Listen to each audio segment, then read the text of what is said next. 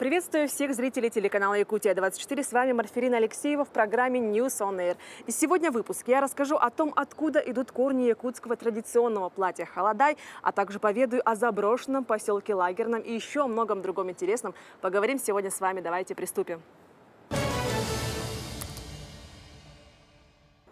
Современный путеводитель по Якутии презентовали в Москве. Издание предназначено для всех, кто интересуется нашей республикой или планирует путешествие в регион.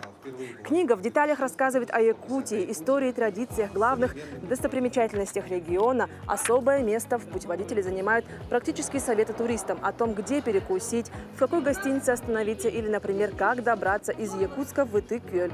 Каждая страница, а их 275, украшена фотографиями и инфографикой. Читатель найдет в книге даже карты городов и деревень. Всего представлены 24 населенных пункта от Тикси до Нерингри. Есть и информация о туроператорах. В какой-то мере я могу его назвать народным путеводителем, потому что очень много людей откликнулись и прислали фотографии из особенно отдаленных мест Якутии. Мы сделали, кстати, даже акцент на какие-то легенды, и такого даже в интернете не найти. Есть инфографики, которых тоже нет нигде, кроме как в этой книге. Составить свое впечатление можно, прочитав книгу. Она, кстати, в этот раз у нас подросла на несколько страниц. Вот она стала потолще, поинтереснее, и все-таки фотографии ее очень сильно украсили. Для меня стало открытием о том, что якутское национальное традиционное платье халадай вовсе не исконно якутское. В следующем материале мы узнаем, откуда появился такой всем полюбившимся якутянам фасон халадая. Для классического халадая у нас уходит в среднем 5 метров ткани. Вот, например, желтый насыщенный цвет. Он не просвечивает, ему не нужен подклад. Его можно скомбинировать, например, с сеткой фатина. Фатины можете выбрать оттенки. Опытный продавец Ольга Мартынова не только рассчитает количество необходимой материи на халадай, но и сориентирует покупателя в модных тенденциях нынешнего сезона. Сейчас очень модно делать бохо-стиль. Это, например, выбирается однотонная ткань за основу и добавляем вот на кокетку сюда и рукава, и еще байбары. Тогда очень здорово смотрится. Тоже абсолютно разные. Может быть, с якутским принтом. Но вот эта вот полоска нынче прямо тренд сезона. Продавцы и работники ателье не нарадуются. Покупателей в этом году как никогда много, ткани продаются рулонами, а заказы оформляются оптом. Да, в этом году вообще очень много заказов, потому что прямо все готовятся к СФ, весь город, вообще вся республика. Самые расторопные модницы свои халадаи уже шили, и в эти дни лишь наводят последние штрихи к образу, подбирают аксессуары. Как давно шили, как давно готовитесь к цеху? Уже с начала месяца, на заказы дала, чтобы шили мне. Ага. А швею долго искали? Долго, все заняты были. Действительно, хорошую швею сейчас днем с огнем не сыщешь. Все заказы набраны до конца июня. Да и требования заказчиц, как говорят опытные мастера, стали очень взыскательные. Поэтому на работу приходится тратить изрядное количество времени. Больше всего предпочитают даже какие-то такие эксклюзивные вещи, да, где больше вышивок, где больше бисера, все расшито, все такое, с такими украшениями. Но хотят выделиться своей оригинальностью и эксклюзивностью. И эта эксклюзивность, соответственно, и стоит дорого. Заказать платье халадай в этом году обойдется от 8 тысяч рублей. И это только за работу, без учета материала. Чем больше ручной работы, тем дороже. Мужчины рядом со своими спутницами тоже хотят выглядеть достойно. Очень много мужских камзолов стали заказывать. До этого я как-то мало делала, а в этом году очень много получается. Платье халадай по-настоящему переживает ренессанс. Кстати, халадай – это не исконно национальная одежда. Оно пришло из моды сибирячек и других губерний России. Изначально это были теплые платья подобного фасона и назывались холодай или холодайка, отсюда и название. А начиная с 19 века халадаи прочно вошли в быт якутов. Его носили как дома, так и на праздники. Главное отличие – ткань. Для дома из простых, а для торжественных случаев выбирали нарядные, дорогие. Конечно, молодые люди в основном, им не хочется носить музейные вещи. им хочется что-то более современное, в то же время хочется как бы быть, ну, в Исыхе все-таки принято, да, носить традиционные одежды. Поэтому вот хороший выход, одеть стилизованные холодаи, которым сейчас очень многие дизайнеры занимаются, предлагают всякие разные варианты. Сложился рынок хороший, разнообразный, состоящий из самых-самых разнообразных холодаев, там, и какого-то сценического плана, более упрощенный, более стилизованный. Так что выбор, мне кажется, огромный в этом плане. Сейчас популярность национального фасона платья подогревают и показы модных домов в Милане. Новая совместная коллекция Gucci с Adidas показалась якутским модницам уж больно похожей на якутские холодаи. У меня есть клиентки, которые имеют кучу нарядов именно якутских. И с каждым годом они как бы обновляют свой наряд. Исых – праздник не только встречи лета, но и демонстрация всего самого лучшего, в том числе и изысканных национальных нарядов. И в этом году, судя по тому, как готовятся якутяне, будет на что посмотреть и чем восхититься. Туяра Филиппова, Артем Алексеев, Якутск.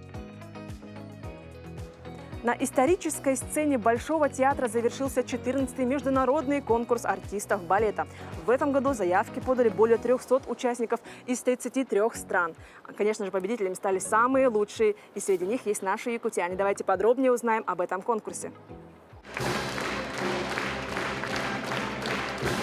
Международный балетный конкурс в Москве – своего рода Олимпийские игры. Он также проходит раз в 4 года и во многом определяет мировой порядок в искусстве танца. Молодые исполнители стремятся на конкурс, ведь успешное выступление здесь значит старт в большое будущее. В этом году конкурс посвящен 95-летию выдающегося хореографа Юрия Григоровича. Именно поэтому участники, помимо ПДД из балетов классического наследия, исполнили на сцене дуэты и вариации из балетов Юрия Григоровича.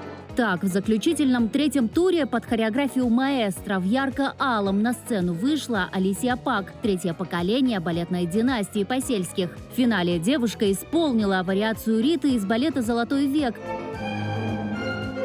а затем и хозяйки Медной горы из каменного цветка.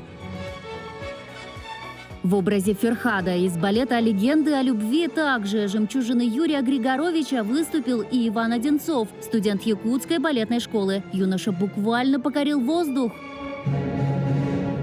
А его вариация «Меркуцио» из «Ромео и Джульетты» однозначно скружила головы. Конкурс прошел в 2 возрастных категориях – младший до 18 лет и старший до 27. Алисия и Иван выступали в 1-й. Что стоит за этой легкостью на сцене, каких усилий требует хореография Григоровича, хорошо знают члены жюри. Особая стилизация позиции рук, позиции ног, повороты головы, хореография. Это, в общем, наверное, просто так не выйдешь и не станцуешь. Вместе со Светланой Захаровой за батманами и плие конкурсантов на протяжении всех 3 отборочных туров также следили Марина Леонова, Борис Эйфман, представители Кореи, Турции, Италии, Китая, в числе жюри и Николай Цискоридзе, который сам 25 лет назад стал лауреатом этого конкурса. Тут все должно совпасть: и способности человека, и одаренность педагога, и сочетание их характеров. Любовь – это же не взгляд друг на друга. Любовь – это взгляд в одну сторону. И эту любовь члены жюри увидели в выступлениях Алисии и Ивана. Вместе с эмоциями от конкурса в Якутск они повезут грамоту и бронзовую медаль. Иван Одинцов, Россия. Из 343 участников выбрали 112. А из этих 112 выбрали нас. Из младшей группы 16 человек. Это такая победа. Все быстро произошло, я особо даже не успел осознать, что я получил. Вот поэтому, наверное, когда буду лететь в самолете, тогда придет осознание того, что я получил, что я смог. Но на этом я не собираюсь останавливаться, хочу дальше развиваться и прославить якутский балет. Завершением конкурса стал гала-концерт победителей. И сегодня, в этот вечер, все для них, будущих звезд мирового балета и историческая сцена Большого, и эти аплодисменты. Айсена Бурнашова, Виктор Олесов, Москва. Освоение Южной Якутии началось задолго до появления поселка Нерингри. Если посмотреть старые советские карты, можно увидеть очень много заброшенных поселков, которые уже не существуют. В следующем материале наш коллега отправился в один из таких поселков. Давайте узнаем. Так это седло от оленя, да? От лошади? Информации о лагерном крайне мало. О нем нет даже упоминания в истории района. Старожилы путают это место то с горой Хрустальной, то с лагерем заключенных. В 1944 году геологи обнаружили здесь месторождение пьезокварца, горного хрусталя, который в то время применялся в электронной промышленности. Однако разработку месторождения начали лишь в 1956 году. Такой вот пневматический молоток. Работал он на сжатом воздухе.